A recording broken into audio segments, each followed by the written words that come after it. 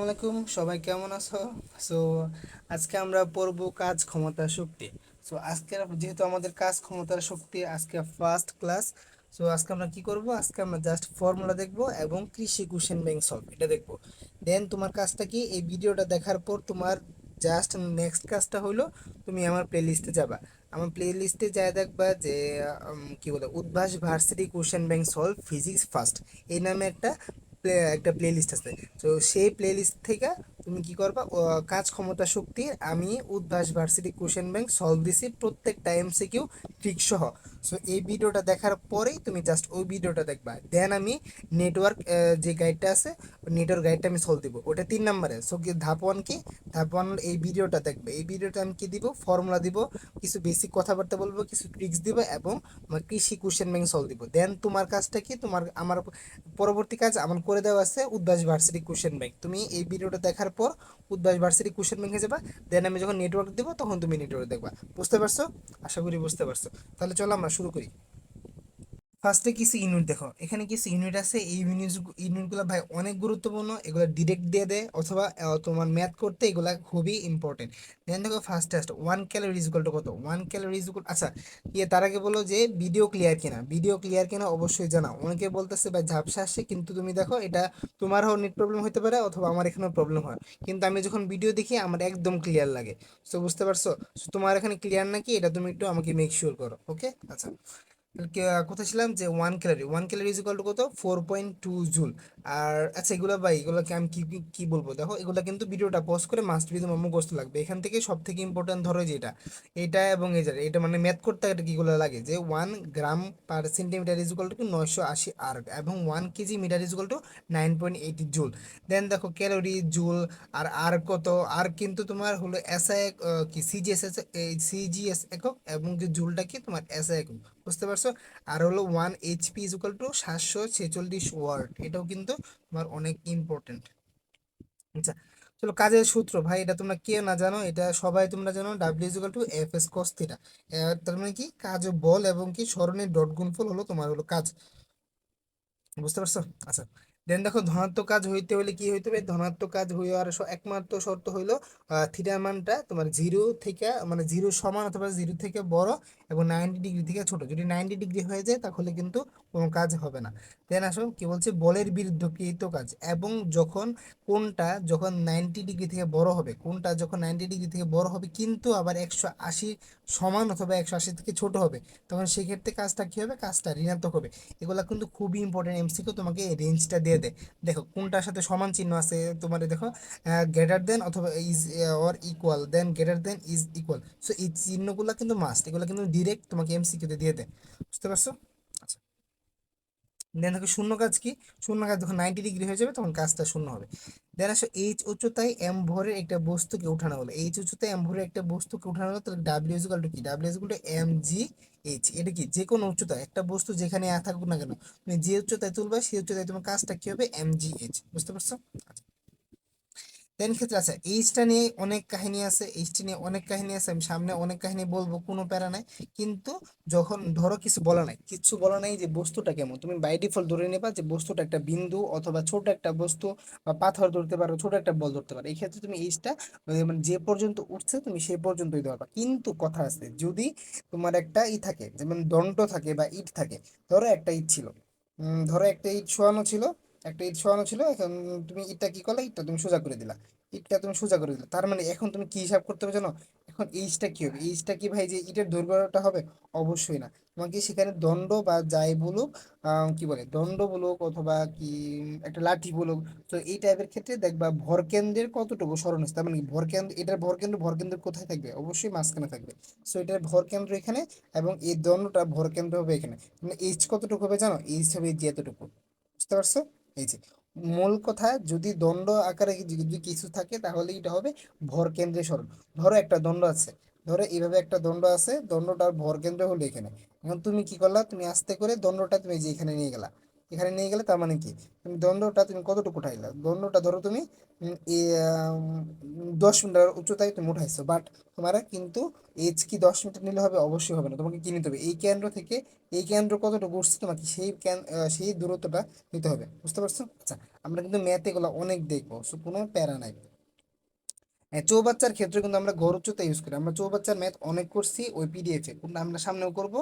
এবং তোমার যে ভার্সিটি কোশ্চেন ব্যাংকে দেখবা যে চৌবাচ্চা নিয়ে আলাদা একটা টপিকই আছে, তোমার সে উচ্চতা নিয়ে আলাদা একটা কি বল কনসেপ্টই আছে। সো ওগুলো কিন্তু আমি অনেক সলভ করাইছি। সো এটাই ভিডিও, এই ক্লাস দেখার পরে মাস্ট বি তুমি ওই ক্লাসটা কিন্তু দেখবাই। বুঝতে পারছো? নাহলে কিন্তু ভাই হবে না। দেন কি এসে গুণনের ক্ষেত্রে কি তো কাজ, যার সূত্রগুলো একটু দেখো, সূত্রগুলো এগুলো সূত্রগুলো আসল। সো দেখো এফ কে আমরা কি জানি যে ডাব্লিউ ইজ ইকুয়াল টু কি, W is equal to F into S. So ব্যাপারটা যখন ঘূর্ণন হবে তখন সব কিছু আমাকে ঘূর্ণনে কাউন্ট করতে হবে।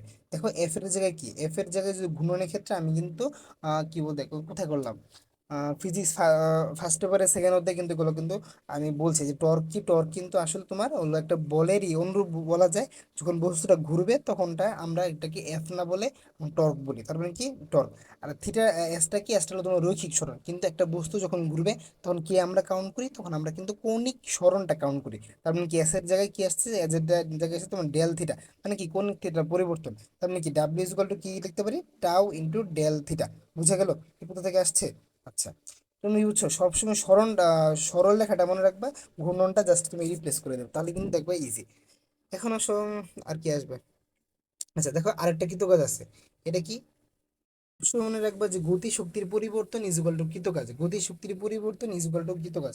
ধরো একটা বস্তু গতি শক্তি ইজ ইকুয়াল টু কি, half M B square, half M B square minus হবে হাফ এম ই স্কোয়ার। আমি কি করলাম, গতি শক্তি পরিবর্তন করলাম। সো গতি শক্তি পরিবর্তন ইজ ইকুয়াল টু কৃতকাজ।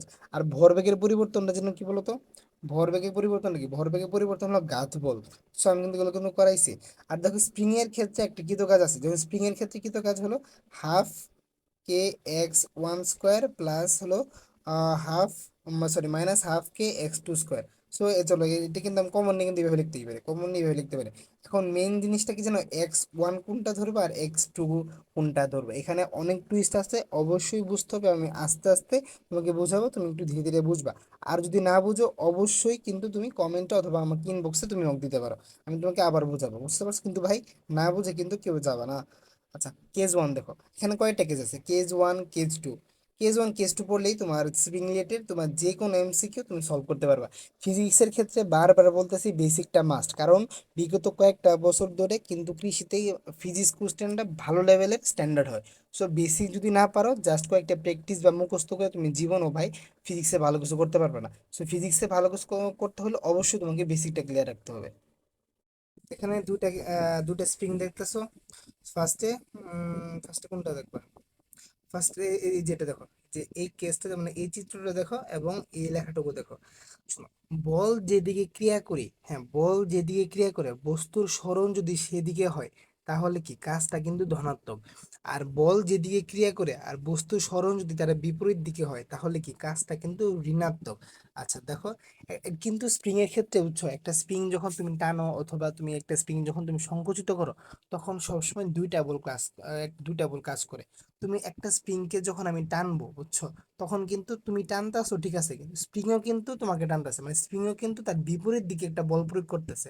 সিমিলারলি একটা স্প্রিংকে যখন আমরা সংকুচিত করতে চাই সিমিলারলি তোমার জাস্ট তার অপোজিটে কিন্তু স্প্রিংও একটা বল প্রয়োগ করবে, মানে তুমি যেদিকে বল প্রয়োগ করো স্প্রিংটা সবসময় তার বিপরীতে একটা বল প্রয়োগ করবে। এখন দেখো সরণ কি ডান দিকে, ধরো একটা স্প্রিং এখানে ছিল, স্প্রিংটাকে এজেন্ট মানে কি জানো, এজেন্ট হলো তুমি আর হলো এফ হলো স্প্রিং। তাহলে কি ধরো তুমি এক্স ওয়ান থেকে কি বলে এক্স আই থেকে এক্স এফ এ তুমি একটা স্প্রিং তুমি টানতেছো।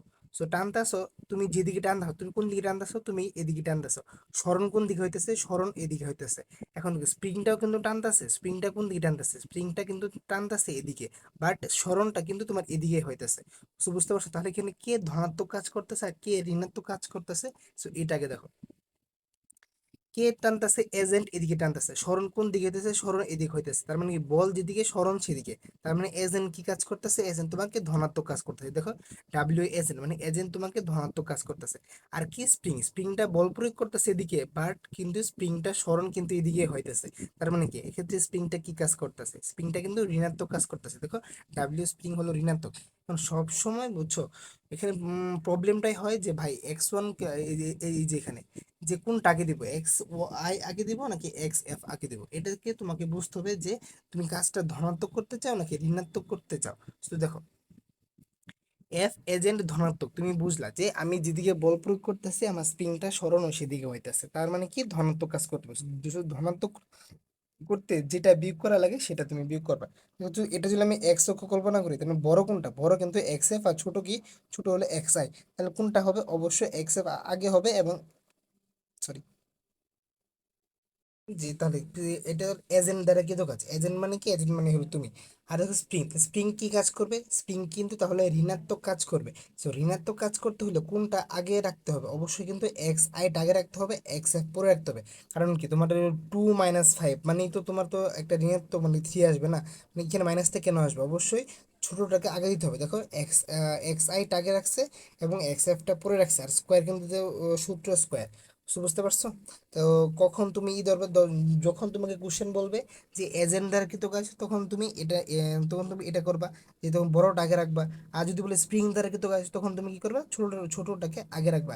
এটা হবে কেস ওয়ান। এখন ধরো সরণ বাম দিকে, তার মানে কি একটা তুমি এই কেসটা কি, এই কেস সরণ ডান দিকে মানে একটা স্প্রিংকে তুমি সম্প্রসারণ করবা।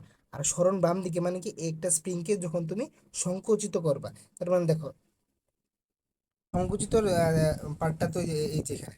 আচ্ছা এই ক্ষেত্রে কি, এই ক্ষেত্রে তোমার কি, তোমার সত্যি এটা প্রসারিত হইতেছে, মানে এটাও তোমার এদিকে যেতেছে, আই মিন স্প্রিং প্রসারিত হইতেছে, এবং এই ক্ষেত্রেও স্প্রিংটা কি প্রসারিত হইতেছে, কিন্তু বল কোন দিকে সেটা হলো ম্যাটার করতেছে। দেখো দুটো ক্ষেত্রে কিন্তু কিন্তু স্প্রিং প্রসারণ, এটাও স্প্রিং প্রসারণ, এটাও কিন্তু স্প্রিং প্রসারণ। এখন ধরো তুমি এক্ষেত্রে এজেন্টটা কি করে দেখো, এক্ষেত্রে একটা এজেন্ট তোমার এদিকে বল প্রয়োগ করতেছে, বাট স্প্রিংটা কিন্তু সম্প্রসারণ হয়ে যাচ্ছে, মানে তুমি বল প্রয়োগ করতেছো এদিকে, বাট স্প্রিংটা কিন্তু তোমাকে এদিকে যেতেছে। ধরো একটা খুবই শক্তিশালী একটা স্প্রিং, একটা শক্তিশালী একটা স্প্রিং, তুমি হালকা বল প্রয়োগ করতেছো, তাহলে কি তুমি কি স্প্রিংটাকে সংকুচিত করতে পারবা, অবশ্যই তুমি পারবে না, স্প্রিংটাকে তোমাকে কিন্তু বেঁকেই দিবে। বুঝতে পারছো? সো ধরি খুবই একটা শক্তিশালী একটা স্প্রিং, যেটা তুমি বল প্রয়োগ করে কোনোভাবেই এদিকে আনতে পারতেছো না, স্প্রিংটা তোমাকে ওদিকে নিয়ে যাচ্ছে। তার মানে কি তুমি বল প্রয়োগ করতেছো এদিকে, বাট স্প্রিং এর সরণ হচ্ছে এদিকে, এবং এই সরণটা কে করতেছে, এই সরণটা অবশ্যই যে স্প্রিং এর যে বলটা, স্প্রিং এর নিজস্ব সেই বলটা, সেই বলটা বেশি। তার মানে কি তোমার বল, তুমি যে বল প্রয়োগ করতেছো, এই বল প্রয়োগের থেকে স্প্রিং এর যে বলটা আছে, স্প্রিং এর বলটা বেশি। সো কি স্প্রিং কোন দিকে নিচ্ছে, স্প্রিং এর বলটা স্প্রিং কে এদিকে নিচ্ছে, এবং তুমি এদিকে বল প্রয়োগ করতেছো, বাট কোনো লাভ হইতেছে না। কিন্তু তুমিও তো একটা কাজ করতেছো না, যদিও তুমি ঋণাত্মক অকাম করতেছো, আমি ঋণাত্মক কাজ করতেছো। সো তাহলে দেখো এই ক্ষেত্রে তাহলে তোমার কাজটা কি হবে, তোমার কাজটা হবে ঋণাত্মক, কারণ কি তুমি যেদিকে বল প্রয়োগ করছো সরণ হচ্ছে তার উল্টো দিকে। তার মানে এখানে লিও, হ্যাঁ এক্ষেত্রে কি ডাব্লিউ এজেন্ট হবে ঋণাত্মক, এবং কি এই ক্ষেত্রে কি হবে, ডাব্লিউ এজেন্ট হবে ধনাত্মক। সো বুঝতে পারছো? এখন ঋণাত্মক আর ধনাত্মক তো বুঝলে, কখন কোনটাকে দিবা এটা কিন্তু এখন ক্লিয়ার, বুঝে গেল, আশা করি বুঝতে পারছো। দেখো স্প্রিং এর সংকোচন, স্প্রিং এর সংকোচনের ক্ষেত্রে প্লাস মাইনাস আসতে পারে। একটা স্প্রিং তুমি এদিকে বল প্রয়োগ করতেছো, এদিকে বল প্রয়োগ করতেছে, স্প্রিংটাও এদিকেই সংকোচন হচ্ছে, তার মানে কি এজেন্ট, কি এজেন্ট অবশ্যই এখানে ধনাত্মক কাজ করতেছে।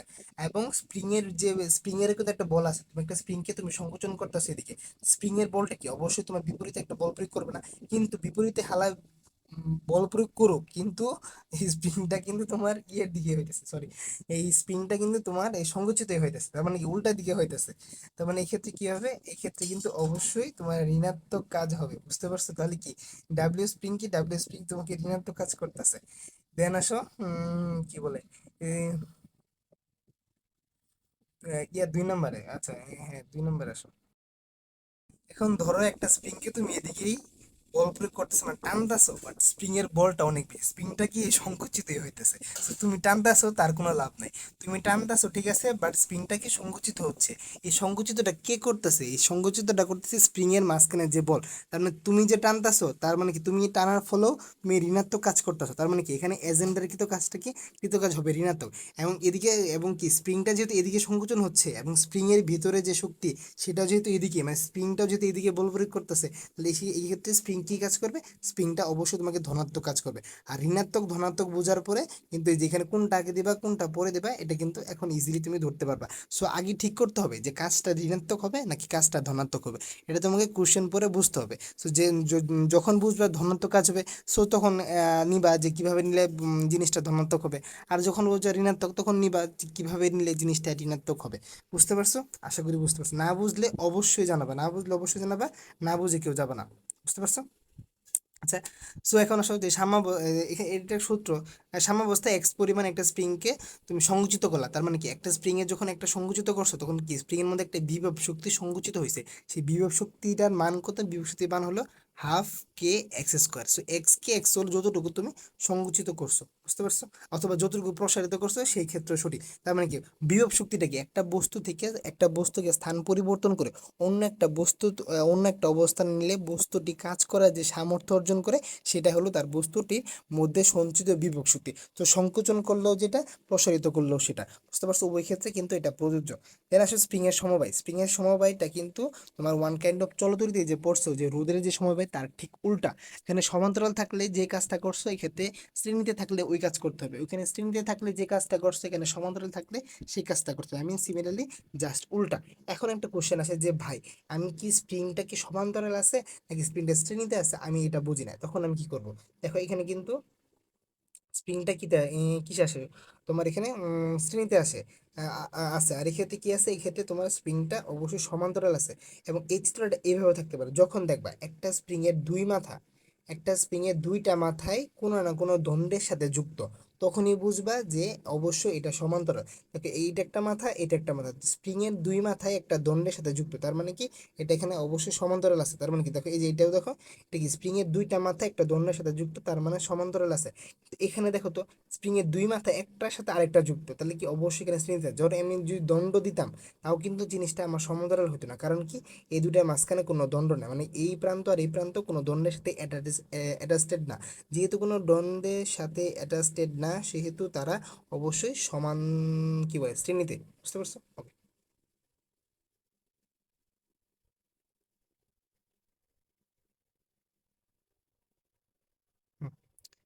তাহলে চলো আমরা নেক্সটে যাই। নেক্সট এই নোটটা দেখো, কোনো বল দ্বারা কৃত কাজ তা উল্লেখ করা না থাকলে সর্বদা ধনাত্মক কাজ বিবেচনা করবে। এটা বা জেনারেল জিনিস। এবার তোমাকে যদি না বলে যে এই ধনাত্মক এই কাজটা কি ঋণাত্মক হইলো নাকি ধনাত্মক হলো, তুমি বাই ডিফল্ট ধরে নিবা যে কাজটা অবশ্যই ধনাত্মক কাজ হয়েছে। এখন দেখো মোস্ট ইম্পর্টেন্ট আরেকটা জিনিস যেটা হলো, আচ্ছা স্প্রিং তো তোমরা বুঝছো, স্প্রিং নিয়ে কিন্তু ভালো ইম্পর্টেন্ট ম্যাথ আসে। সো স্প্রিংটা কিন্তু আমি বেসিকে বুঝাইলাম, তারপরেও যদি কেউ না বুঝো অবশ্যই জানাবা। এখন আসো যে আমরা মহাকর্ষ বল রিলেটেডটা শেষ করি। দেখো মহাকর্ষ বলটা আসলে তেমন কিছু না, জাস্ট সূত্র পারলে এনাফ এখানে। আগে চিত্রটা খেয়াল করো। মহাকর্ষ বলটা কি? পৃথিবীর সমস্ত বস্তু একে অপরকে আকর্ষণ করে, এই জিনিসটা হইলো কি মহাকর্ষ বল। মহাকর্ষ বল কে দিছে? তোমার নিউটনে দিছে। সো দেখো এটা আর অবশ্যই যে এই আকর্ষণটা কে বেশি করে, ধরো একটা বস্তু, একটা ভারী একটা বস্তু, একটা হালকা হালকা একটা বস্তু, তার মানে একটা অপরকে আকর্ষণ করতেছে, তার মানে কে কার দিকে আসবে? অবশ্যই হালকা বস্তুটা ভারী বস্তুর দিকে আসবে। বুঝতে পারছো? তাহলে দেখো এখানে একটা বস্তু ভারী বস্তু এম আর এ, এখানে ছোট এম হলো একটা বস্তু। এখন তুমি কি করলা যে না তুমি তাকে সেখানে যাইতে দিবে না, তুমি কি করলা, তুমি বল প্রয়োগ করলা, বল প্রয়োগ করলে এই এম বস্তুটাকে তুমি এ বিন্দুতে আনছো, মানে কি সরি এ থেকে তুমি বি বিন্দুতে আনছো। এখন তুমি এখন কি কাজ হলো, এখন তো মহাকর্ষ বল দ্বারা কৃত কাজ, এখন দেখো মহাকর্ষ বল দ্বারা কৃত কাজটা কিন্তু ঋণাত্মক হলো। কারণ কি মহাকর্ষ বলটা কোন দিকে ক্রিয়া করতেছে, মহাকর্ষ বলটা ক্রিয়া করতেছে এদিকে, মানে এই এম ভরের বস্তুটাকে এদিকে টানতেছে, বাট তুমি বল প্রয়োগ করে জিনিসটা সরণ তুমি এদিকে করাইলে, তার মানে কি তুমি সরণ, মানে যেদিকে বল প্রয়োগ করলো সরণটা তার বিপরীতে হইলো, তার মানে কি কাজ করলো, অবশ্যই ঋণাত্মক কাজ করলো। তার মানে কি মহাকর্ষ বলটা কি হবে, মহাকর্ষ বল দ্বারা কৃত কাজ অবশ্যই হবে ঋণাত্মক। সূত্র কিন্তু ভাই মাস্ট, মহাকর্ষ বল দ্বারা কৃত কাজের সূত্রটা কি? জি কি, জি হলো মহাকর্ষীয় ধ্রুবক, এম হলো বড় বস্তুর ভর আর এম হলো ছোট বস্তুর ভর, আর হলো আরবি এবং আর হলো যে যে অবস্থান, মানে কি আরবিটাকে দেখো, আরবিটা দেখো এম ভরের বস্তু থেকে এই বি বস্তুর অবস্থান দূরত্ব, আর আর এটা কি, আর হলো এই বস্তু থেকে এই বস্তুর মধ্যবর্তী যে দূরত্বটা সেটা। বুঝতে পারছো? সো কখন আবার দেখো পজিটিভ হইতে পারে, পজিটিভ কখন হবে দ্বারা কিন্তু কাজটা কিন্তু ধনাত্মক, কারণ কি তুমি এজেন্ট, তুমি বস্তুটাকে বল প্রয়োগ করছো এদিকে এবং বস্তুটার সরণ তুমি করাইতে পারছো এদিকে। তার মানে কি তোমার বল যেদিকে হয়েছে তোমার বস্তুটা সেদিকে সরণ করছে। তার মানে কি এজেন্ট দ্বারা কৃত কাজ কি, এজেন্ট দ্বারা কৃত কাজ হবে ধনাত্মক। আর মহাকর্ষ বল দ্বারা কৃত কাজ কি, মহাকর্ষ বল দ্বারা কৃত কাজ হবে ঋণাত্মক। এখান থেকে সবচেয়ে ইম্পর্টেন্ট করলে সবথেকে ইম্পর্টেন্ট হলো তোমার মহাকর্ষ বল দ্বারা কৃত কাজ। সো অলওয়েজ খেয়াল রাখবে যে মহাকর্ষ বল দ্বারা কৃত কাজ হবে অলওয়েজ ঋণাত্মক। আচ্ছা বলো তো একটা কোশ্চেন করি, যে মহাকর্ষ বল দ্বারা কৃত কাজ সর্বোচ্চ কত, মানে মহাকর্ষ বল দ্বারা সর্বোচ্চ কি পরিমাণ কাজ হতে পারে এটা বলবা। আমি পড়াবো, আমি 1 মিনিট পরে একটা আনসার দিব। সো তোমরা একটু চিন্তা করো তো, মহাকর্ষ বল দ্বারা সর্বোচ্চ কৃত কাজ কত হতে পারে। আচ্ছা, তো বুঝছো। এই আরেকটা কথা, যে ঋণাত্মক করার জন্য যে যা করা লাগবে তাই করবে। আচ্ছা, তোমাকে ঋণাত্মক করতে হবে, তার মানে কি এটা অবশ্যই ছোট হতে হবে, এটা অবশ্যই বড় হতে হবে। সো হর যেটা বড় সেটা কিন্তু ছোট, তার মানে কি এম থেকে বি এর দূরত্ব কিন্তু বেশি। তার মানে আর বি, যেহেতু আর বি গ্রেটার দেন আর এ, সুতরাং 1/, আর বি ইজ লেস দেন 1/, আর এটা কিন্তু ভাই বুঝো না, হ্যাঁ এটা কিন্তু ভাই 2, 3 বাচ্চার জিনিস। সো এটাই যে ঋণাত্মক করার জন্য আমাদেরকে যেভাবে বসাইতে হবে আমি সেইভাবে এই জিনিসগুলা বসাবো। ওকে, আচ্ছা, উত্তর পাইছো? হ্যাঁ, আমি বলে দিই যে মহাকর্ষ বল দ্বারা সর্বোচ্চ কৃতকাজের পরিমাণ হলো তোমার 0 জুল। এটা হলো মহাকর্ষ বল দ্বারা সর্বোচ্চ পরিমাণ কৃতকাজ। বুঝতে পারছো? আচ্ছা, এটা কিন্তু এমসিকিউ আসে দেখবা। দেন আছে সরল দোলক। সরল দোলক পড়লে কি মোটামুটি ক্লিয়ার। সরল দোলকে কিছু কিন্তু সূত্র আছে, সূত্রগুলা মাস্ট। সরল দোলকের জন্য একটা আলাদা চ্যাপ্টারই আছে। সো ওই চ্যাপ্টারে আমরা সরল দোলকের আরো ডিটেলস যা যা লাগে, যা যা দরকার সব দিব। কিন্তু কাজ ক্ষমতাতে সরল দোলকের এত কিছু লাগে না। সো জাস্ট আমি এটুকু পড়লে এনাফ, কিন্তু যখন ওই অধ্যায় স্পেসিফিক অধ্যায়তে যাব তখন আমি সরল দোলকটা আরো ডিটেলসলি তোমাকে এক্সপ্লেন করবো। ওকে, আচ্ছা। দেন আসলে যে সাম্যাবস্থায় বা স্থির অবস্থানে এখানে আসতে পারে সর্বোচ্চ পরিমাণ বেগ কত। একটা যে সরল দোলক আছে, যে একটা ধরো একটা সর্বোচ্চ বেগটা কোথায় হবে বলো তো? সর্বোচ্চ বেগটা কিন্তু হবে যে এই যেখানে। বুঝতে পারছো? কারণ এই বিন্দুতে তুমি যত এদিকে যাবে বেগ তত কমতে থাকে, যত এদিকে যাবে বেগ তত কমতে থাকে। একমাত্র পাদ বিন্দুতে তোমার সর্বোচ্চ বেগ থাকে। সর্বোচ্চ বেগে বেগের সূত্রটা হলো V max is equal to 2√GL sine theta divide by 2। বুঝতে পারছো? আর এটা হলো ট্রিক্স এর মাধ্যমে তুমি মনে রাখতে পারো যে এইচটা দেখছো, এইচটা কত দূরত্ব তোমার আসতে পারে, যে একটা স্প্রিং একটা বলটাকে তুমি এখানে নিলা, তখন তোমার কৃত কাজ কি, তখন তুমি কৃত কাজের একটা সব থেকে সহজ বুদ্ধি কি জানো? MGH, এটা অ্যাপ্লাই করা। এখন তোমার এইচটা লাগবে, তুমি এইচটা কিভাবে বের করবে? খুবই ইজিলি ভাবে তুমি এই দুইটা সূত্র অ্যাপ্লাই করে কিন্তু তুমি এইচটা বের করতে পারবে। তোমার যদি থিটা জানা থাকে তখন তুমি এইভাবে এইচ বের করবা, আর যদি থিটা জানা না থাকে তখন তুমি এইভাবে এইচটা বের করবা। বুঝতে পারছো? এখানে কিন্তু চিত্রে ডিটেলস দেওয়া আছে, না বুঝলে অবশ্যই জানাবা। চিত্রে কিন্তু সুন্দর করে দেওয়া আছে কোনটা এক্স কোনটা এল। এলটা কি? এলটা হলো তোমার এই দৈর্ঘ্য দৈর্ঘ্য, আর এক্সটা কি? এক্সটা যতটুকু তোমার সরাইছে হলো এটা। দেন এখান থেকে জাস্ট এইচ এর মানটা বের করছে। বুঝতে পারছো? আচ্ছা, সেগুলো জাস্ট সূত্র। গতিশক্তি কি হাফ এম ভি স্কোয়ার। গতিশক্তির সাথে ভরবেগের একটা সম্পর্ক আছে, তোমরা সবাই জানো। সম্পর্কটা কি? P² / 2m। পিটা কি? পিটা হলো এখানে ভরবেগ। আর কি বলছি যে গতিশক্তির পরিবর্তনও ওয়ান কাইন্ড অফ গতিশক্তি। আচ্ছা, এটা জানা দরকার। এটা লাগলো না। এখন আসলে কাজ শক্তি উপপাদ্য। কাজ শক্তি উপপাদ্যর একটা মোরাল জিনিস কি জানো? যে শক্তি কখনো অপচয় হয় না। শক্তির কোনো অপচয় নাই। শক্তির সরি কি বলি, শক্তির অপচয় বলতে চাইনি আর কি। বলতে চাইছি যে শক্তির কোনো সৃষ্টি নাই, শক্তির কোনো ধ্বংস নাই। শক্তি শুধুমাত্র এক রূপ থেকে অন্য রূপে রূপান্তরিত হয়। এটাই মেনলি হলো কাজ শক্তি উপপাদ্যের মূল কথা।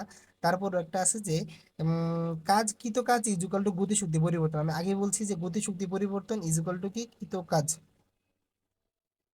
পরে দুইটা ট্রিক্স আছে, এটা যে কত যে ইম্পর্টেন্ট এই সূত্রটা তুমি বলে বোঝাতে পারবে না। অনেক যতগুলো স্টার দেওয়া দরকার তুমি এই স্টারটা দিয়ে দাও।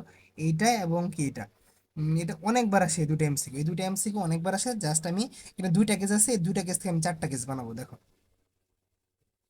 এখানে কি দিছে, এটা কি জানো? আচ্ছা দেখো পর, ভূমি থেকে ধরো এই যে একটা বস্তু না, ভূমি থেকে এক্স উচ্চতায় গতি শক্তি বিভব শক্তির এন গুণ। মানে কি গতি শক্তি বিভব শক্তির এন গুণ, তার মানে কি গতি শক্তিটা বেশি। সেক্ষেত্রে এক্সটা কি হবে? এক্স হবে N/H+X। বাংলাটা বারবার খেয়াল রাখো। গতি শক্তি বিভব শক্তির এন গুণ, মানে যখন গতি শক্তি বেশি তখন সূত্র হবে তখন এক্স এ মানে কত উচ্চতায়, তখন এক্স এর সূত্রটা হবে N/X+1। আর যখন বলবে বিভব শক্তি গতি শক্তির এন গুণ, তার মানে বিভব শক্তিটা বেশি। সেই ক্ষেত্রে N x is equal to কি হবে? এন এই সরি এখানে কি লিখছি আমি, এটা কিন্তু সরি এখানে H H H divide by N+1। বুঝছো? আচ্ছা, এটা আবার আবার বলি, আমি ভুল করছি তো, আবার আবার বলি।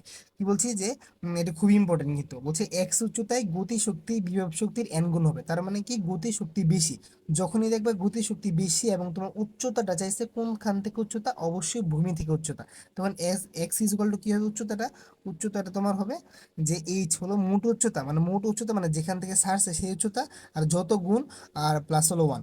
আর যদি বলে যে বিভব শক্তি গতি শক্তির এন গুণ, মানে বিভব শক্তি যদি বেশি বলে, আই রিপিট, বিভব শক্তি যদি বেশি হয়, তখন এক্স ইজ ইকুয়াল টু কি হবে জানো, তখন I mean X is equal to কি, ভূমি থেকে উচ্চতা, উচ্চতাটা কি হবে, N H divide by N plus one. বুঝতে পারছো?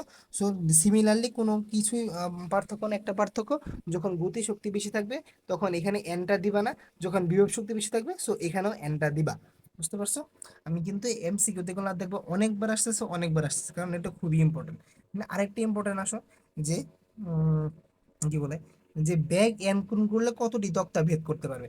ব্যাগ যদি দ্বিগুণ করা হয় তক্তা ভেদ করতে পারবে টু স্কোয়ার, আই মিন চারটা। ব্যাগ যদি তিন গুণ করে তাহলে তক্তা ভেদ করতে পারবে three square is equal two নয়টা। এখন এবার এটাও আসতে পারে যে তোমাকে 16টা তক্তা ভেদ করছে, তার মানে তোমার ব্যাগ কত গুণ করছে, তাহলে 16টা তক্তা যেহেতু ব্যাগ করছে, ভেদ করছে, তাহলে ব্যাগ কত গুণ করছে, ব্যাগ তোমার 4 গুণ করছে, কারণ 4 স্কোয়ার ইজ ইকুয়াল টু 16। বুঝতে পারছো? সেগুলো কিন্তু আসে। দেন আসো হাতুড়ি পেরেক রিলেটেড। এই ক্ষেত্রে এখানে তিনটা কেস আছে, হাতুড়ির ক্ষেত্রে তিনটা কেস আছে। তো কেস তিনটা একটু খেয়াল করো। সবসময় মনে রাখবা হাতুড়ির সাথে যখন তুমি মিলাবা তখন তুমি নিউটনের তৃতীয় সূত্রটাকে একটু ইমাজিন করবা। নিউটনের তৃতীয় সূত্রটা কি, প্রত্যেক ক্রিয়ারই সমান এবং বিপরীতে একটা প্রতিক্রিয়া আছে, তার মানে এদিক বরাবর যে পরিমাণ কাজ হবে তার ঠিক উল্টা দিকে সেই পরিমাণ কাজ হবে। আমি জাস্ট বোঝার জন্য একটু বলছি, তার মানে জিনিসটা কি বুঝছো, জিনিসটা আসলে এটাই। দেখো, একটা হাতুড়ি ছিল, এই হাতুড়ি দিয়ে তুমি একটা পেরেককে তুমি আঘাত করতেছো, তার মানে কি, পেরেকটা কিন্তু ও উপরের দিকে একটা বল প্রয়োগ করবে, নাহলে কিন্তু একদম ঢুকে পৃথিবীর ভিতরে যেত গা। যেহেতু একটা পেরেক একটা বিপরীত দিকে একটা বল প্রয়োগ করবে, তার মানে দুইটা একটা আন্ডারস্ট্যান্ডিং একটা মিউচুয়াল অবস্থায় তারা আসবে। সো কি দেখো, পেরেকটা কোন দিকে বল প্রয়োগ করবে, পেরেকটা কিন্তু উপরের দিকে একটা বল প্রয়োগ করবে, উপরের দিকে দেখো। মানে এখানে আচ্ছা, আমরা কাজের হিসাবটা করব। বুঝতে পারছো? আমরা কাজের হিসাবটা করব যে সব ক্ষেত্রে আসলেই নিট কাজটা সমানই। দেখো, পেরেকটা কি করছে, উপরের দিকে একটা বল প্রয়োগ করছে, এফ এফ বল প্রয়োগ করে জিনিসটা আমার এক্স এর মাঝখানে আমাকে ই করছে, যদিও ঋণাত্মক কাজ করছে, বাট এখানে আমি ওই ঋণাত্মক বা ধনাত্মক কিছু ধরবো না। তার মানে কি দেখো, এক্স এক্স পরিমাণে এক- আচ্ছা কি বলি, ধরো এই পেরেকটা তো আগে উপরে ছিল না, এই পেরেকটা কিন্তু আগে উপরে ছিল। বুঝছো? এই হাতুড়ি দিয়ে, একটা হাতুড়ি দিয়ে আমি যখন আঘাত করছি, এই হাতুড়ি দিয়ে যখন আমি আঘাত করছি, তখন পেরেকটা এক্স পরিমাণ নিচে ডাবছে, দেখো ভূমি থেকে এক্স পরিমাণ ডাবছে।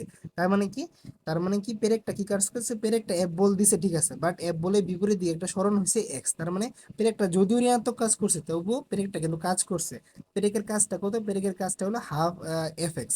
সো এফ এক্স, এখন ধরো হাতুড়ি কি পরিমাণ কাজ করছে, হাতুড়ি কি পরিমাণ কাজ করছে দেখো, হাতুড়িটাকে তুমি উপর থেকে কিন্তু ফেলছো, হাতুড়িটা উপর থেকে ফেলছো, এই উচ্চতা থেকে ফেলছো, সো এখানে একটা কাজ হয়েছে, এমজিএইচ প্লাস কি করছে, এই হাতুড়ির ধাক্কার ফলে কিন্তু বস্তুটা আবার এক্সপেরিমেন্ট নিচেও গেছে।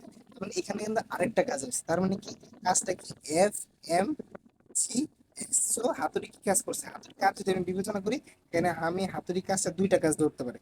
একটা হলো উপরে থেকে জাস্ট ফেলে দিছি, এখানে কিন্তু হাতুড়ি দিয়ে আমি বাড়ি দিই নাই, কিন্তু পরেরটা দিছে আমি বাড়ি দিছি, আচ্ছা পরে আসছে হাতুড়ি জাস্ট আমি ফেলে দিছি, তার মানে এই উচ্চতা থেকে ফেলাইছি এবং সেটা এক্স মিটার নিচে ঢুকছে, তার মানে কি হাতুড়ি মোট কি পরিমাণ কাজ করছে, এম জি এইচ প্লাস হলো M G X is equal to কি হবে, যেহেতু আমি বলছি যে কাজ কখনো একটা কাজ অন্য কাজে জাস্ট রূপান্তর হবে, কাজে এখানে কোনো অপচয় হবে না। তার মানে কি, পেরেক কি পরিমাণ কাজ করছিল, পেরেক কাজ করছিল এফ এক্স, তখন তুমি বলতে পারো F X is equal to M G H plus হলো এম এক্স। বুঝতে পারছো?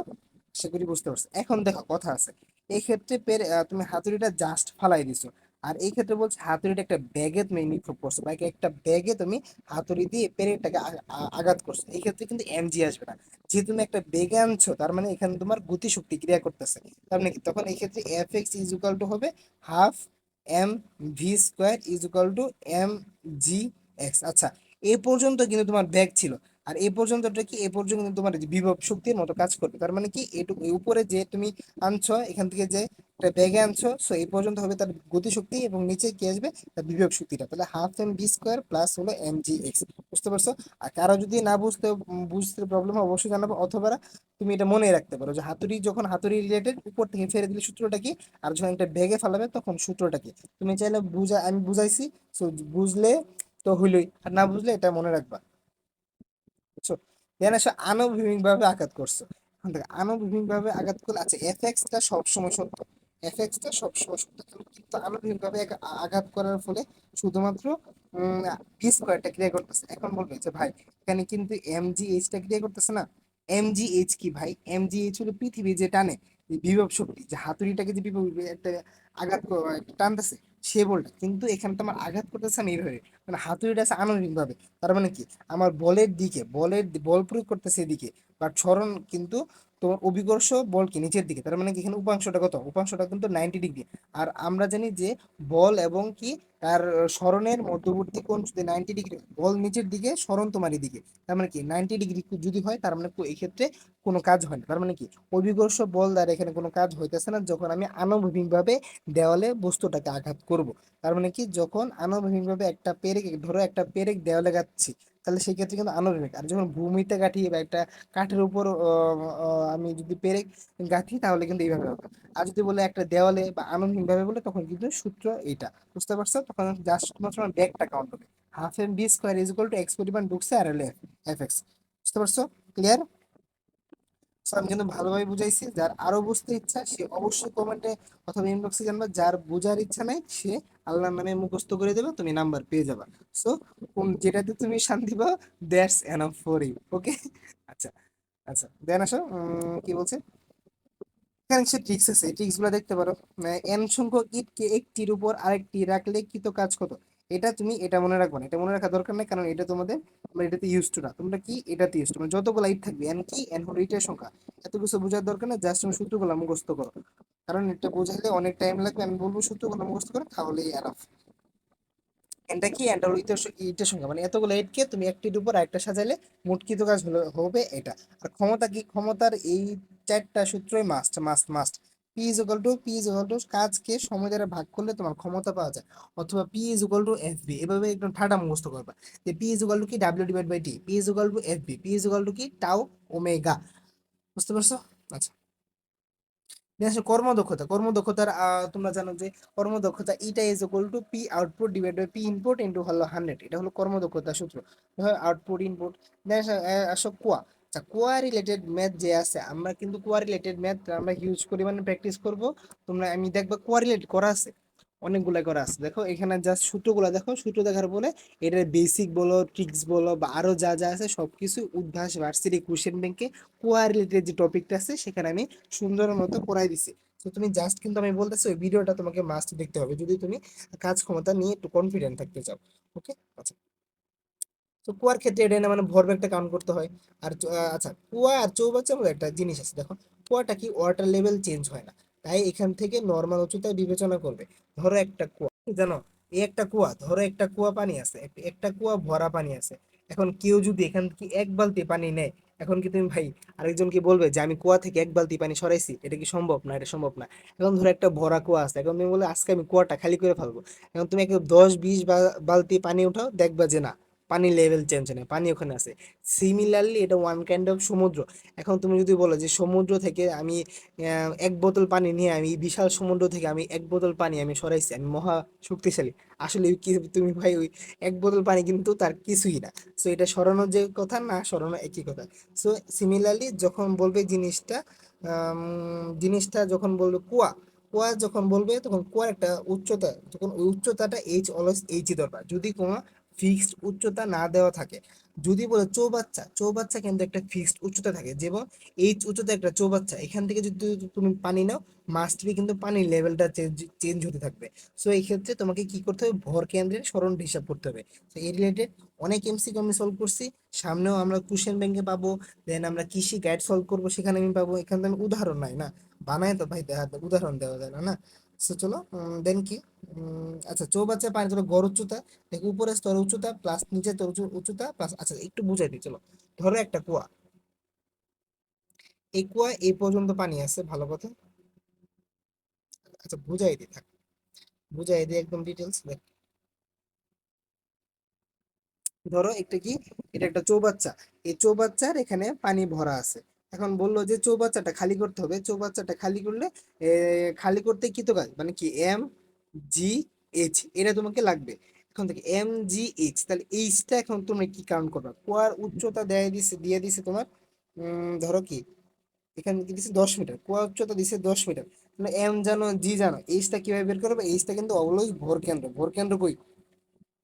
ভর কেন্দ্র কিন্তু এখানে। তার মানে কি এইচ কি কি ধরতে হবে? এইচ ধরতে হবে তোমাকে 5। ওকে, আচ্ছা।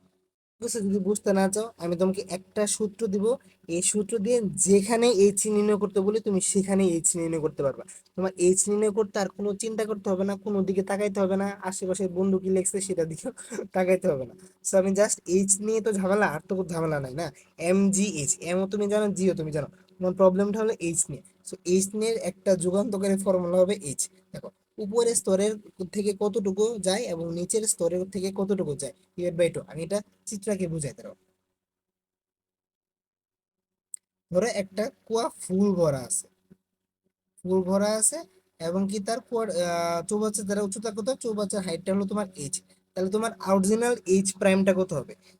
অরিজিনাল এইচ প্রাইম দেখো আমরা কি লিখি? H/2। কেন লিখি জানো? এই সূত্র থেকে কিন্তু আসছে। উপরের স্তর মানে কোনটা? উপরের স্তর মানে এই স্তরটা, উপরের স্তরটা কতটুকু উচ্চতায় আছে? তার মানে 0 উচ্চতায় আছে, মানে উপর থেকে কিন্তু কোনো নিচে নামানো নাই, একদম কানায় কানায় বড় আছে। তার মানে কি এটুকু আমরা কি ধরতে পারি? এটুকু আমরা 0 ধরতে পারি। আর কি নিচের স্তরের কতটুকু উচ্চতা, মানে নিচের যে স্তরটা হলো এটা, এটার উচ্চতা কতটুকু, মানে উপরে থেকে এটা উচ্চতা কতটুকু? এটা উচ্চতা হবে এইচ। তার মানে কি এটার জায়গায় আমি কি লিখতে পারি? এটার জায়গায় H/2। এই যে এখান থেকে আসছে H prime is equal two H/2 যখন পূর্ণ ভরা থাকবে। এখন ধরো যে জিনিসটা পূর্ণ ভরা নাই, জিনিসটা পূর্ণ ভরা নাই, মানে যে এটুকু আছে, চৌবাচ্চা এই যে এটুকু পানি আছে,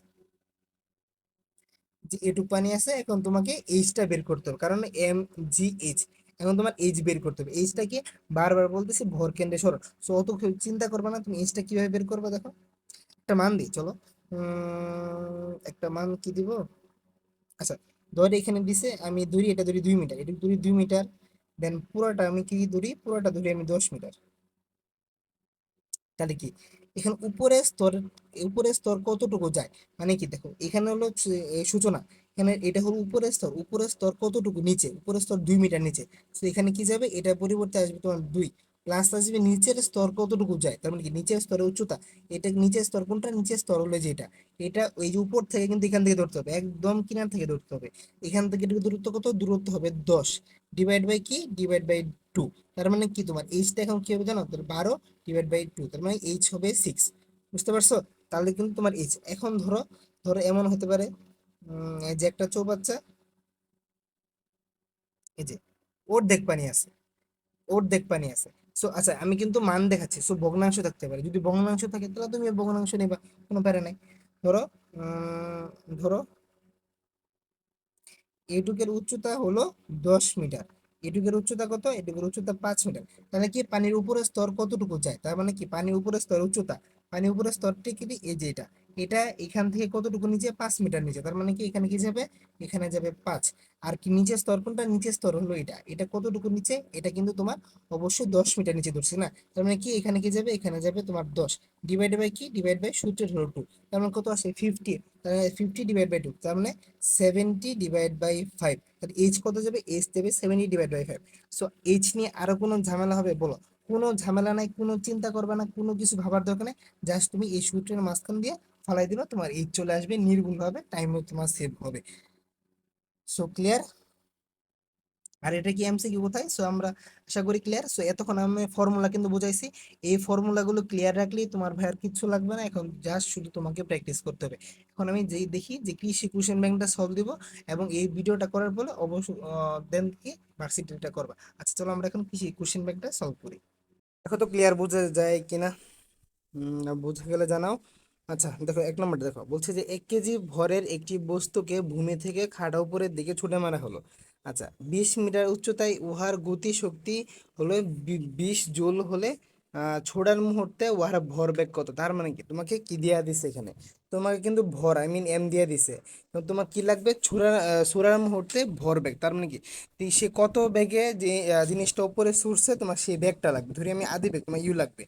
ইউ বের করতে পারলে তুমি মানে এমবি দিয়ে কিন্তু তুমি ভরবেগটা বের করতে পারবা। কিন্তু এখন প্রশ্ন আসবে আমি ইউ কিভাবে বের করবো? সেখানে তুমি দুইটা কেস আসতে পারে।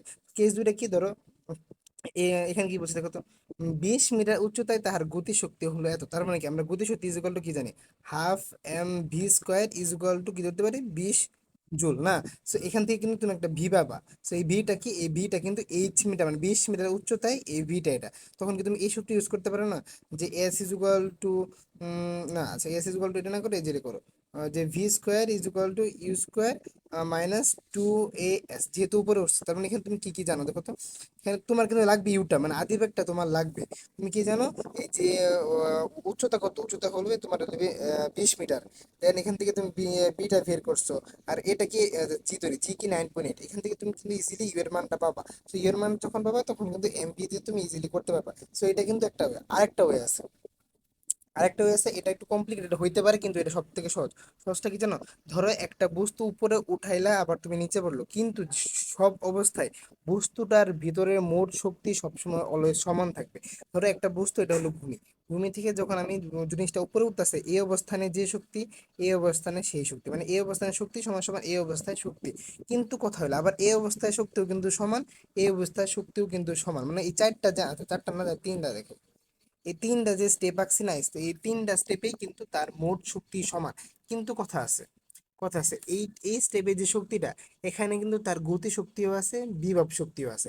এখানে স্টেজে যে শক্তিটা, এখানে শুধুমাত্র বিভব শক্তি, এখানে গতি শক্তি জিরো।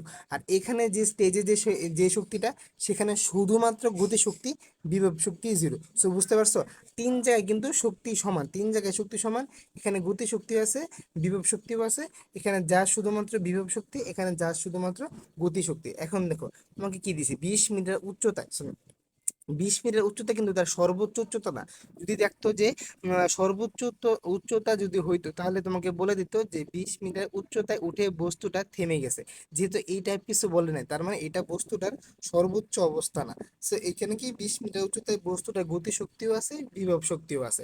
তার মানে কি দেখো, আমি এটা কি এটা লিখতে পারি না, এম জি এইচ, মানে 20 মিটার উচ্চতায় বস্তুটার বিভব শক্তি প্লাস হলো 20 মিটার উচ্চতায় বস্তুটি গতি শক্তি, half M B square is equal to কি, ইজ ইকুয়াল টু মোট শক্তি। সো মোট শক্তিটা আমি কিন্তু এটা ধরতে পারি না, যে এই যে যখন ভূমির কাছাকাছি থাকে তখন এখানে কি বলছি, এখানে সম্পূর্ণ শক্তিটা কিন্তু তার গতি শক্তি, এবং এই গতি শক্তিটা কই থেকে আসে, তার আদি বেগ ইউ থেকে আসে। তাহলে আমরা এখানে কি লিখতে পারি, হাফ এম ইউ স্কোয়ার। তার মানে কি তোমার কি লাগে, তোমার এই ইউ এর মানটা লাগে। ইউ এর মানটা পারলেই কিন্তু, ইউ এর মানটা কি, এই অবস্থানে বস্তুটার বেগ, এই অবস্থায় বস্তুটার বেগ মানে কি, ছোড়ার মুহূর্তে বস্তুটার বেগ।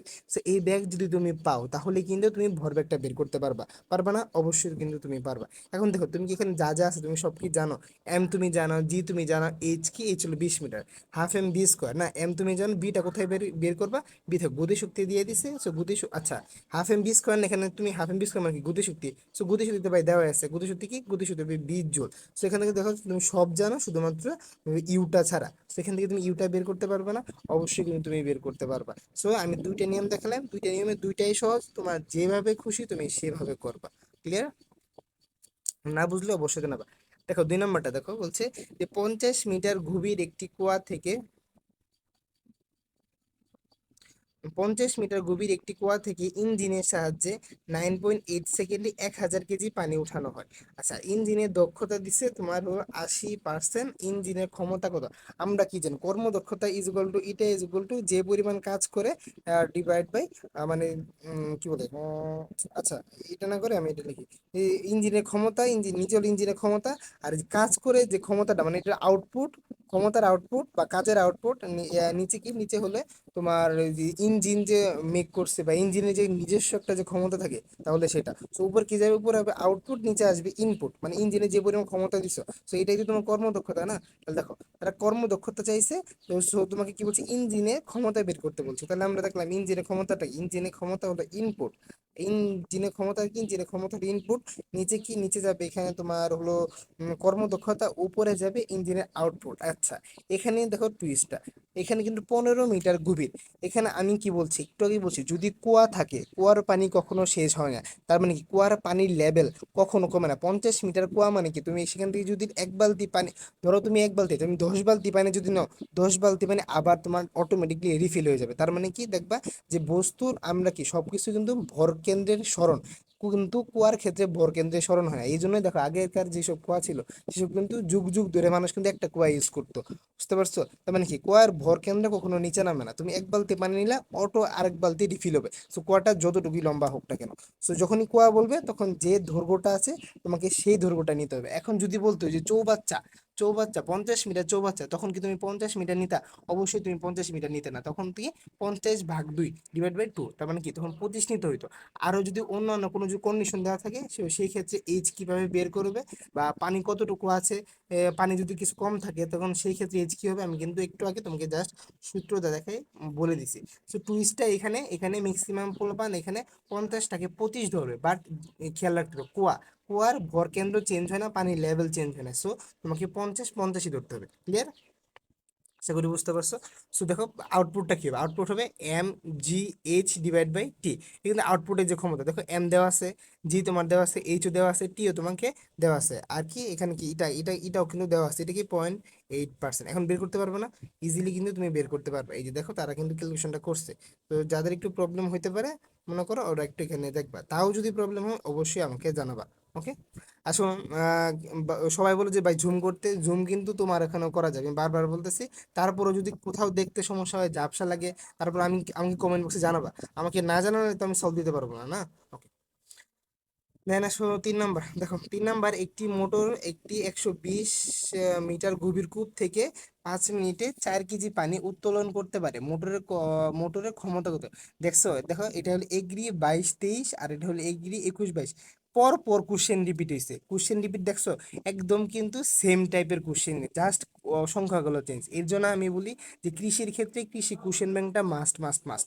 কৃষি কোশ্চেন ব্যাংক সলভ করে দেখো তুমি অনেক কিছু কমন পাইতেছো। এখন দেখো দুইটাই কিন্তু সেম ম্যাথ, যা শুধুমাত্র ইগুলা চেঞ্জ, ডাটাগুলো চেঞ্জ। দেখো কূপ আছে, উচ্চতা কত, উচ্চতা হলো 120 মিটারই রাখছে। ক্লিয়ার? আচ্ছা, এখন চলো কাজের অভিকর্ষীয় একক কি? কাজের অভিকর্ষ একক হলো খুবই ইম্পর্টেন্ট একটা এমসিকিউ। কাজের অভিকর্ষ একক হলো কেজি মিটার। দেন আসো যে 10 কেজি ভরের একটি বস্তুর ভরবেগ দিছে এত, তাহলে বস্তুটির গতিশক্তি কত? আমরা কি জানি গতিশক্তির সাথে ভরবেগের কিন্তু একটা কানেকশন আছে। কানেকশনটা কি? গতিশক্তি is equal to P square divide by 2m। গতিশক্তি is equal to P square divide by 2m। দেখো এখানে তোমার কি চাইছে? তোমাকে গতিশক্তিটা চাইছে, ভরবেগ দেওয়া দিচ্ছে। সো এগুলো সব দেওয়া আছে, তোমাকে জাস্ট এটা বের করতে হবে। পারবা না? অবশ্যই কিন্তু তুমি পারবা। আচ্ছা, দেন আসে 6 নম্বরটা, বলছে কেন্দ্রমুখী বল দ্বারা কৃত কাজ কত? সবসময় মনে রাখবা যে কেন্দ্রমুখী বল দ্বারা কৃত কাজ অলয় শূন্য। কেন শূন্য? ধরো তুমি একটা দড়ি বাঁধছো, হ্যাঁ, ধরো এই একটা ইট বা একটা কিছু, সো এটা তুমি ঘুরাইতেছো, এটা তুমি ঘুরাইতেছো, ঘুরাইতে ঘুরাইতে, আচ্ছা জিনিসটা কেন্দ্রমুখী, বলটা কি কেন্দ্রমুখী? বল কিন্তু কেন্দ্রের দিকে। যদিও তোমার বলটা কেন্দ্রের দিকে, কিন্তু তোমার বস্তুটা সরণ কোন দিকে? সরণটা কিন্তু অলওয়েজ স্পর্শক বরাবর হবে, তার মানে কি 90 ডিগ্রি। তো বল এবং বল, আচ্ছা, বস্তুর সরণ এবং বলের দিক যদি 90 ডিগ্রি হয়, তার মানে কি কাজ কত? F(x)cos 90। cos 90 মান কত? cos 90 মান হলো 0। সো এটা হলো ম্যাথমেটিক্যালি। আর যদি তুমি কি যদি বাস্তবিক চিন্তা করো, তাহলে দেখবা বল প্রয়োগ করতেছো এদিকে, কিন্তু এদিকে কি বলটা কি তোমার এদিকে আসতেছে না? বল তো বলের মতোই যাইতেছে। সো তুমি এদিকে বল প্রয়োগ করতেছো বা এদিকে বল দিয়ে, কিন্তু আসলে কোনো কাজ হচ্ছে না। কারণ কাজ কি? যখন একটা বল প্রয়োগ করে বস্তুর সরণ হয় তখন সেটা কাজ হয়। কিন্তু তুমি বল প্রয়োগ করতেছো এদিকে, কিন্তু এদিকে তো বস্তুটা স্মরণই হইতেছে না। যেহেতু বস্তুটা স্মরণই হইতেছে না, সেদিকে কোনো কাজ হইতেছে না। ক্লিয়ার? দেন আসো 8 নম্বর, 7 নম্বরটা হচ্ছে যে 2 কেজি ভর বিশিষ্ট একটি বস্তুকে 0.5 মিটার উচ্চতা থেকে ফেলা হলে তার মাধ্যাকর্ষণ স্থিতিশক্তি কত হবে? ভাই এমজিএস মানে মাধ্যাকর্ষণ স্থিতিশক্তি মানে কি? বিভব শক্তিটা চাইছে, যে এখান থেকে যে এখানে বস্তুটা পড়লো, তার মোট শক্তি, বিভব শক্তি বলো, মানে আর কি মোট শক্তি আর কি, এটা বুঝতে পারছো? তার মানে কি এমজিএইচ, এটাই হলো তোমার আনসার। এখানে আসো 8 নম্বরটা কি? গতিশক্তির মাত্রা। এখন কি গতিশক্তির মাত্রা কোনটা? দেখো গতিশক্তির মাত্রা কি তুমি মুখস্থ করবে? অবশ্যই মুখস্থ করবে না। গতিশক্তি তুমি, আমি বলবো যে মাত্রা কখনো মুখস্থ করবে না, তুমি সূত্র ই করবা, সূত্র থেকে তুমি আসবে। সো গতিশক্তি ইকুয়াল আমরা কি জানি? Half M B square equal to গতিশক্তি। সো এম এম এর মধ্যে থাকবে, আর বি স্কোয়ার কি? বি স্কোয়ার হলো তোমার হলো মিটার পার সেকেন্ড। আচ্ছা, সো এমটা কিন্তু এখানে ভর, এমটা কিন্তু এখানে ভর, তাহলে মাত্রা এখানে কি হবে? এখানে এম এমই থাকবে, আর এলটাকে যেহেতু দূরত্ব, দূরত্বেরই কি এল হবে, না দূরত্বটি কিন্তু এল হবে। আর কি? T−1, T−1, এটা কিন্তু আমার স্কোয়ার আছে, তার মানে আলটিমেটলি কি আছে দেখো তো? ml² T−2। বুঝতে পারছো? মাত্রা কখনো মুখস্থ করবে না, অলওয়েজ তুমি সূত্র থেকে মাত্রা নিয়ে আসবে, কারণ মুখস্থ করে তুমি ভাই পারবে না। দেন আসো যে 10 মিটার উচ্চতা থেকে একটা বস্তুকে বিনা বাধায় পড়তে দিলে ভূমি থেকে কত উচ্চতায় বস্তুটির উচ্চতায় বিভব শক্তি গতি শক্তির অর্ধেক হবে। ভাই এটা করার কোনো দরকার নাই। এখানে কোশ্চেনে বলছে বিভব শক্তি গতি শক্তির অর্ধেক। আমি বলবো সবসময় তুমি নিয়ে চিন্তা করবা, যেটা বেশি সেটা নিয়ে চিন্তা করবে। যেমন কি বিভব শক্তি গতি শক্তির অর্ধেক, তার মানে কি গতি শক্তি বিভব শক্তির দ্বিগুণ, মানে সবসময় গুণ নিয়ে চিন্তা করবা, দেখবা জিনিসগুলো ইজি। কারণ কিন্তু আমি দুইটা ট্রিক্স দিচ্ছি। একটা ট্রিক্স হলো বিভব শক্তি দ্বিগুণ হলে যে এক্সট্রা কী হবে, যদি বিভব শক্তি এত এন গুণ হয়, বলছি বিভব শক্তি যদি এন গুণ হয় তাহলে কী হবে, উচ্চতা কত h divide by N plus one. So এটা যদি, সরি এখানে এন যাবে, মানে এটা কি, এটা যখন বিভব শক্তি এন গুণ হবে, মানে বিভব শক্তি সবসময় গুণে কনভার্ট করবে, বিভব শক্তি গতি শক্তির এন গুণ, তখন এইচ উচ্চতা এইচটা কি হবে, এক্সটা হবে তোমার এই যেটা। কিন্তু আর বলছি যে যদি আসে যে গতি শক্তি বিভব শক্তির এন গুণ, মানে গতি শক্তি এত গুণ, তখন কি, তখন জাস্ট কিছু না, জাস্ট তুমি এখান থেকে এনটা সরাই দেবা, তোমার আর সব দেওয়া আছে, তুমি এক্সট্রা পেয়ে যাবে, মানে উচ্চতাটা পেয়ে যাবে। সো দেখো এখানে কি বলছে, এখানে বলছে যে বিভব শক্তি গতি শক্তির অর্ধেক, তার মানে কি গতি শক্তি বিভব শক্তির দ্বিগুণ। ক্লিয়ার? তার মানে গতি শক্তি বিভব শক্তির দ্বিগুণ, অলওয়েজ গুণে নিবা। তাহলে এক্স ইজ ইকুয়াল টু কি হবে, গতি শক্তির ক্ষেত্রে সূত্র কি বলছি, উপরে জাস্ট এইচ এইচ, নিচে হবে এন প্লাস ওয়ান। দেখো দ্বিগুণ না, তাহলে কি এন হবে টু, তো টু, আর এখানে কি আসে two, so two two plus one কি হবে, টু প্লাস ওয়ান হবে থ্রি। আর উচ্চতা কত, উচ্চতা হবে তোমার কত, উচ্চতা 60 মিটার, উচ্চতা হবে 60 মিটার। আনসার কত তোমার, আনসার হবে 20 মিটার। বুঝতে পারছো? এটা কিন্তু অনেক একটি ইম্পর্টেন্ট এমসিকিউ। কারণ দেখো অনেকে মনে করবে যে আচ্ছা গতি শক্তি বিভব শক্তি সমান, তার মানে এটা অবশ্যই মিডিল পয়েন্ট কোন একটা জায়গায় হবে, তার মানে কি যেহেতু 60 দিছে, সো 30 মিটার উচ্চতায় গতি শক্তি আর বিভব শক্তি সমান হবে। কিন্তু আলটিমেটলি কিন্তু না, জিনিসটা কিন্তু তা না, এটা অভিজ্ঞ ধরনের জন্য জিনিসটা কিন্তু এমন হয় না। এটা হইতো তুমি যদি একটা এমন একটা ঘর, মানে যেখানে কোনো বাতাস নাই, কোনো বাধা নাই, সেই ক্ষেত্রে এমন একটা কিছু হইতো, বা জিরো, বা যেখানে গ্র্যাভিটির কোনো তারতম্য নাই, সেখানে হইতো, কিন্তু বাস্তবে তেমন সম্ভব না। সো এই ক্ষেত্রে অবশ্যই এভাবে করতে হবে। ক্লিয়ার? সবসময় গুণে কনভার্ট করবে, তাহলে দেখবে এন ধরতে কোনো ঝামেলা হবে না। বুঝছো? মানে যত ইজি করা যায়, ইজিলি যত হয় মনে রাখা যায়, যত তোমার কি বলে, উম মানে যত শাখা প্রশাখা বাদ দেওয়া যায়, বুঝতে পারছো, যত শাখা প্রশাখা বাদ দেওয়া যায়, তুমি চিন্তা করবে যে 3-4টা থিওরিকে কিভাবে একটা থিওরিতে আনা যায়, 3-4টা সূত্রকে কিভাবে একটা সূত্রে আনা যায়, কিভাবে এই মুখস্থের ঝামেলাটা কমানো যায়। তো এইটাই জিনিসগুলো খেয়াল রাখবা। বুঝতে পারছো? দেন আসো বল প্রয়োগে যদি বস্তুর 10 নাম্বারটা, বল প্রয়োগে যদি কোনো বস্তুর সরণ বলে লম্ব বরাবর হয়, তাহলে কি, অবশ্যই তোমার শূন্য কাজ, কারণ সেই ক্ষেত্রে কি হবে, সেক্ষেত্রে cos 90, আর cos 90 মানে শূন্য। ক্লিয়ার? এখন চলো নেক্সট, কয় পেজ ভাই, 2 পেজ, বেশি না 2 পেজ। আসো 11 নম্বরটা কি বলছে, যে একটি কোণার বল দিছে এফ, মানে এখানে ভেক্টর আকারে দিছে। দেন কি বলছে, কোণাটি সরণ আর, এটাও ভেক্টর আকারে দিছে, বলছে সম্পাদিত কাজ কি। আমরা কি জানি যে ডাব্লিউ ইজ ইকুয়াল টু কি, আর ডট এফ, মানে কি বল এবং সরণের ডট গুণফল হলো তোমার কৃত কাজ। সো জাস্ট ডট গুণ করে দিবা, পারবে না? হুম। 20 নাম্বারটা দেখো, যে 60 কেজি ভরের একটি জৈনিক 20 মিনিটে 180 মিটার উঁচু একটি চোটে আহরণ করে, তার এই বিভব শক্তি কত, কি হবে ভাই, এম জি এইচ। ওকে, ক্লিয়ার? আচ্ছা, দেন আসো 13 নম্বরটা বলছে, একটি ক্রেনের সাহায্যে এত কেজি লোড এত বেগে উত্তোলন করলে তার ক্ষমতা কত। আমি কিন্তু একটু আগে দেখেছি যে ক্ষমতার 3-4টা সূত্র দিছে, মাস্ট মুখস্থ রাখতে হবে। মনে রাখবা, p is equal to f v, p is equal to f v, p is equal to f B.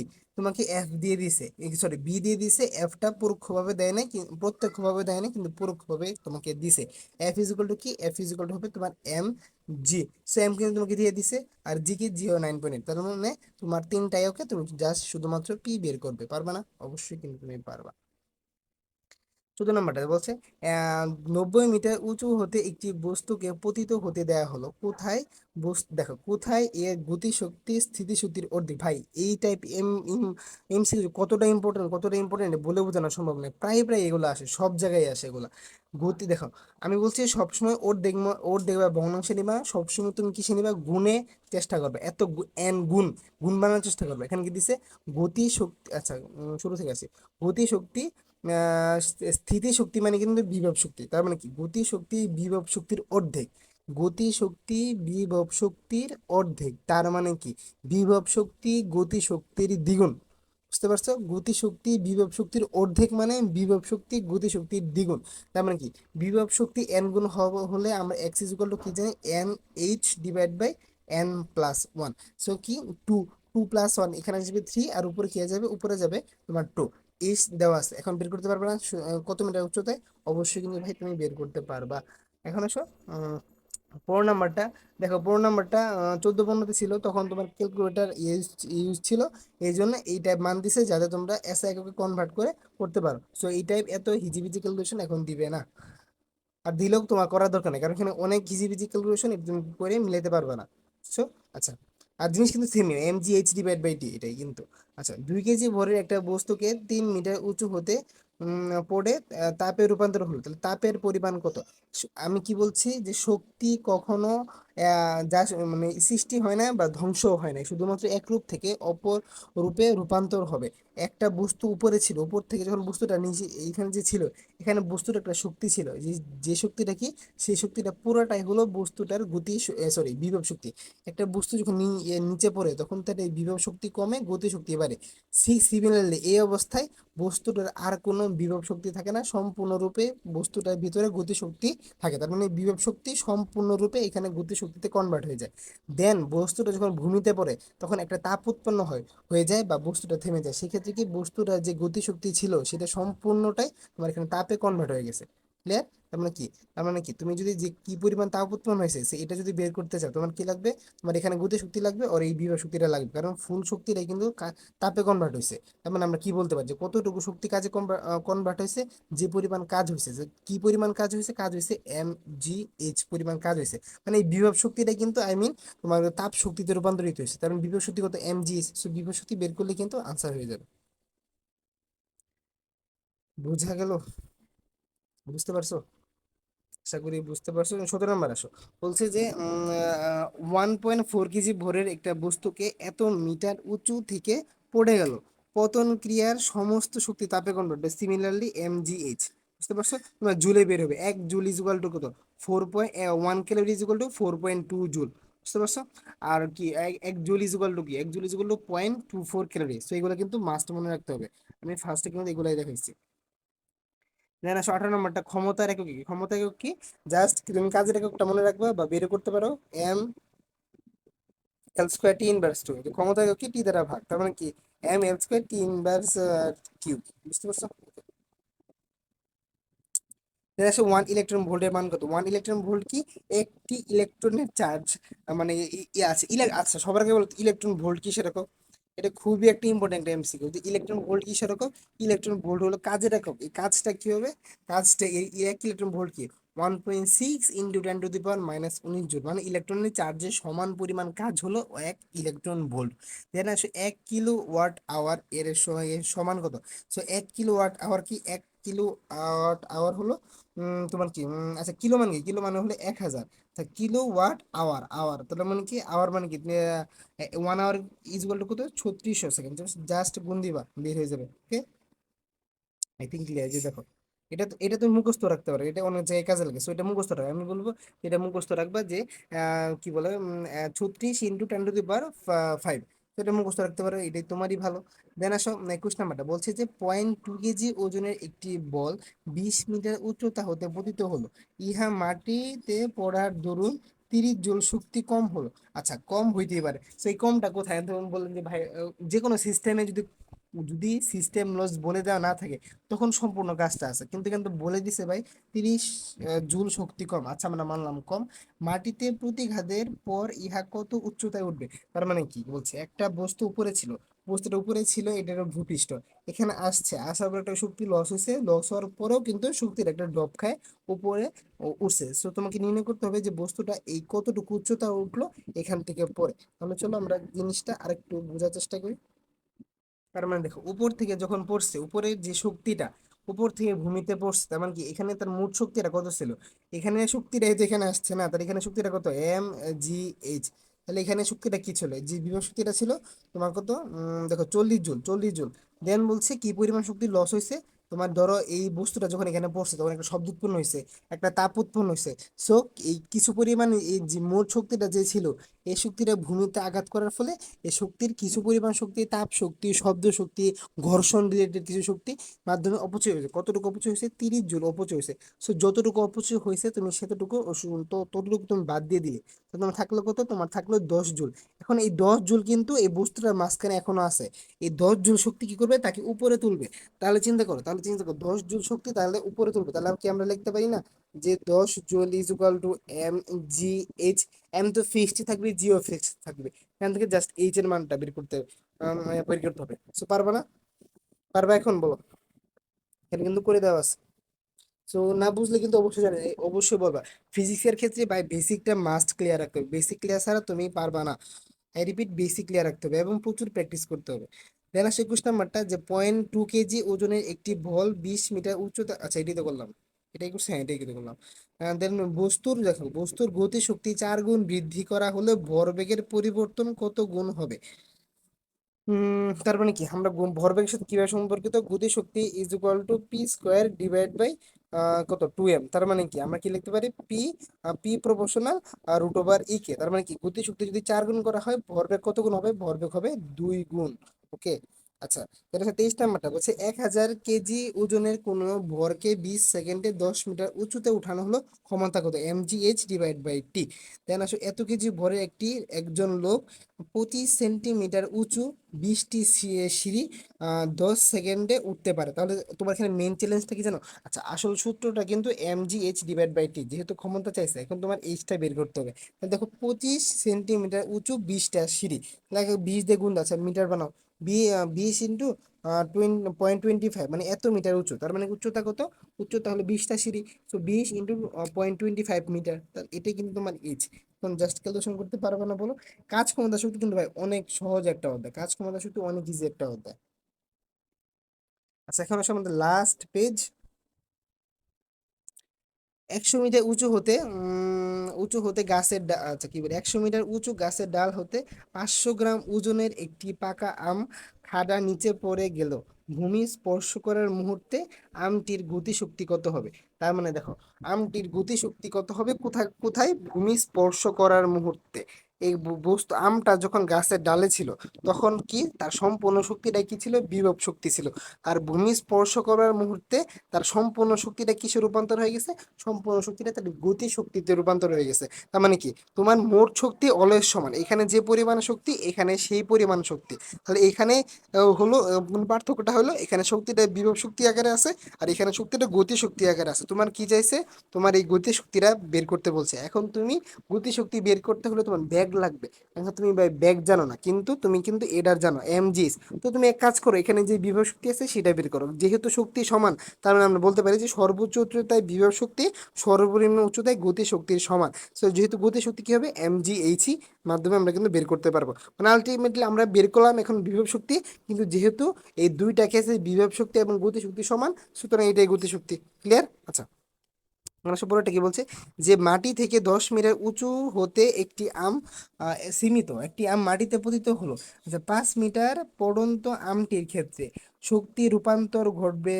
ধ্যান বলছে শক্তির কোনো রূপান্তর ঘটবে না, স্থিতি শক্তি গতি শক্তিতে রূপান্তরিত হবে অবশ্যই। তার মানে একটা বস্তু যখন উপরে পড়তে থাকে, তার ভিতরে যে বিভব শক্তিটা স্টোর থাকে, স্টোরেজ শক্তিটা আস্তে আস্তে গতি শক্তিতে কনভার্ট হতে থাকে, হতে হতে এক পর্যায়ে সম্পূর্ণ স্টোরেজ বিভব শক্তিটাই তোমার গতি শক্তিতে কনভার্ট হয়ে যায়। ক্লিয়ার? আচ্ছা, 28 নম্বরটা বলছে যে 7% দক্ষতা সম্পন্ন একটি মোটর ক্ষমতা দিছে 200 ওয়াট।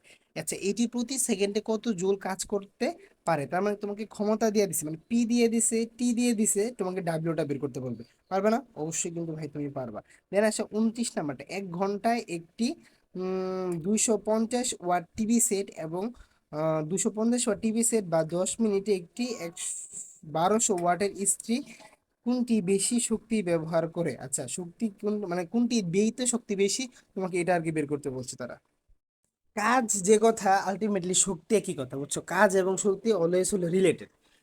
তাহলে দেখো, এখানে বলছে ব্যয়িত শক্তি না, আচ্ছা ব্যয়িত শক্তি মানে তুমি এটা কল্পনা করতে পারো যে ওয়ান কার্ড কি পরিমাণ কাজ করে। So, আমরা কি জানি কাজ ইজ ইকুয়াল টু কি, দেখো তো, ওয়াট যে দিছে কিন্তু তোমাকে পি দিছে, 250 ওয়াট টিভি, ওই ওয়াটটা কি পি, মানে ক্ষমতা দিচ্ছে তোমাকে এবং টাইম দিচ্ছে, মানে টি দিছে, তোমাকে শক্তি বলছে, তার মানে আলটিমেটলি তুমি কাজ বের করবা।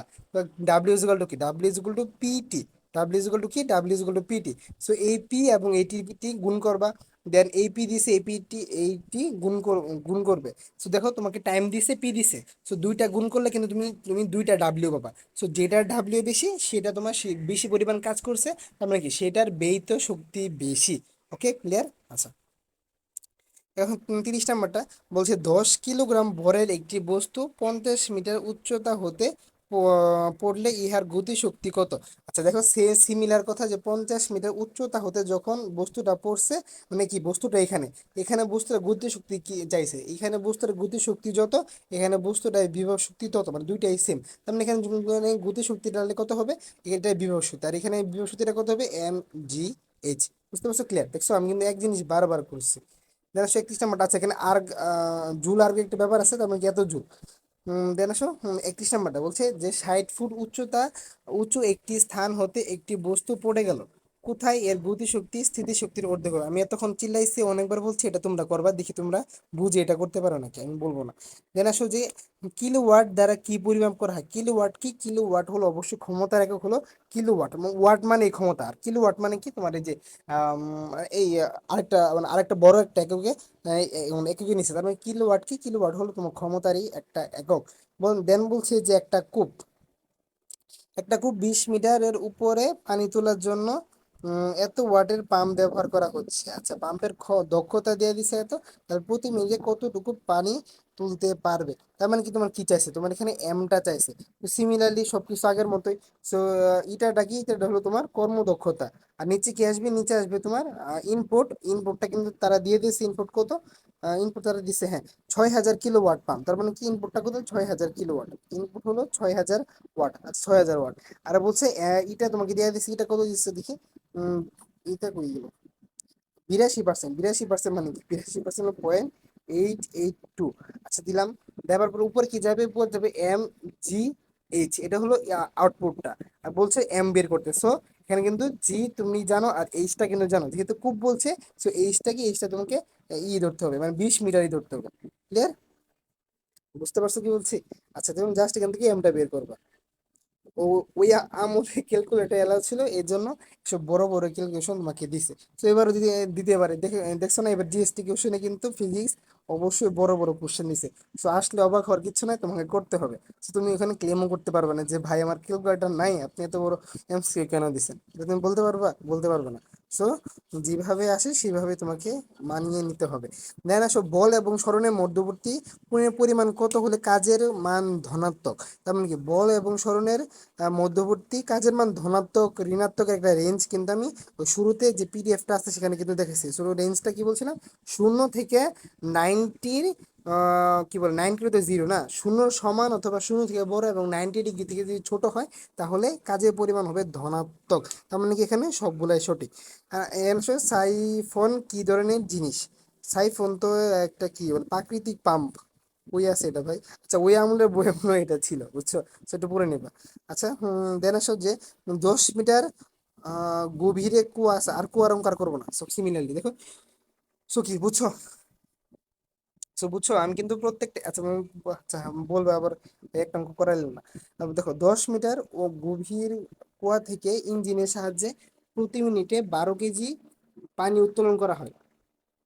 দেন বলছে যে ইঞ্জিনের দক্ষতা 70% হলো অশ্ব ক্ষমতা বের করতে বলছে। তার মানে তোমাকে কি চাইছে, আউটপুট, অশ্ব ক্ষমতা, ঠিক, অশ্ব ক্ষমতা হলো ইঞ্জিনের যে শক্তি তোমাকে, এটা তারা দিছে এম জি এইচ, এটা তোমার দেওয়া আছে, এটা কি, এটা হলো তোমার ইনপুট। ইনপুট তোমার কি চাইছে, আউটপুট, আউটপুটটা কি তোমার অশ্ব ক্ষমতা, অশ্ব ক্ষমতা আকারে চাইছে, তার মানে কি তোমার পিএইচ আকারে চাইছে। সো আগে তো সরাসরি তো তোমার পিএইচ আকারে বের হবে না, তোমার আগে ওয়াট বের হবে। দেখো 2800 ওয়াট, সো 2800 ওয়ান পিএইচ কত, এক পিএইচ হলো 646 ওয়াট, তখন তোমাকে এটাকে 646 দিয়ে ভাগ দিতে হবে, ভাগ দিয়ে তুমি পিএইচটা পাবা। ক্লিয়ার? কালকে তো শেষই আমাদের। সো এই কাজ ক্ষমতা শক্তি শেষ, এই ক্লাসটা শেষ করার পরে ওই প্লেলিস্ট থেকে ওইটা কিন্তু মাস্ট করতে হবে, এখানে আরও অনেক এমসিকিউ আছে। দেন আমরা এটা দুইটা যখন শেষ করে ফেলবে, তখন আমরা নেটওয়ার্ক গাইডটাও সলভ দিব। সো ক্লাসকে জমা রাখবে না, সবাই ক্লাস করবা অবশ্যই। ভালো লাগলে ফ্রেন্ডদের জানাবা, চ্যানেল সাবস্ক্রাইব করবা, এই তো, ওকে বাই।